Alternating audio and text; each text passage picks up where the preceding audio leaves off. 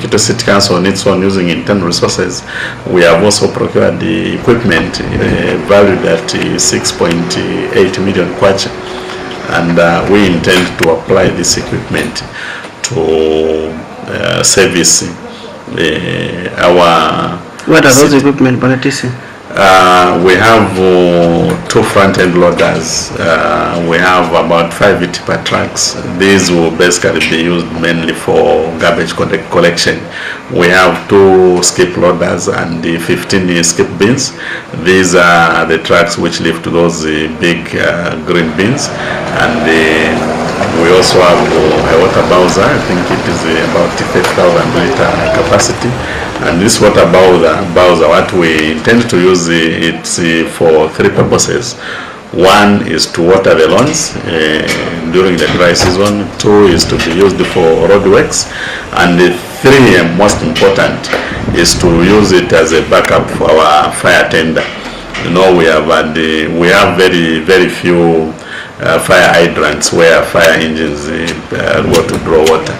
Now, what we notice is that when the brigade responds to a fire, the water in the tank ordinarily at some point will have to run out. Now, if it runs out and the fire is not completely quenched, it means the fire engine has to leave the stage, the fire incident, to go and start fetching for water, which might be about 5-6 kilometers, and that fire will be burning. So the reason why we procured this equipment is that when the fire engine runs out of water, this water bowser should be on hand, and then they just connect and continue fighting the fire. We believe that we will be enhancing the fire safety, and in terms of saving the property and the life in our city. The other equipment, of course, the motor graders for us to do the feeder roads, the roads which go to the farming areas, the Kakolo and all these other areas.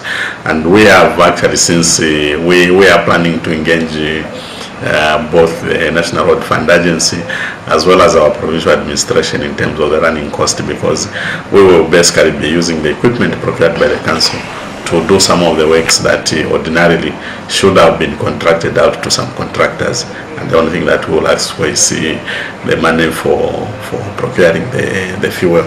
So we believe that I think one of the issues that we are looking at is to see how do we profile our city in terms of moving forward with offering acceptable services to our people. Of course, we cannot offer 100%. We still are trying to build capacity. As you may be aware, the capacity in the councils, both in terms of human resources as well as equipment and financial resources, have been dwindling over a period of time. But I think with what we have and what we intend to apply them for, we are hopeful that we should be able to manage to put a smile on our residents, and especially in terms of garbage collection, where we have already seen that there is a marked improvement. I think when you move in town, you move around it, Sokone market. Of course, challenges will not end.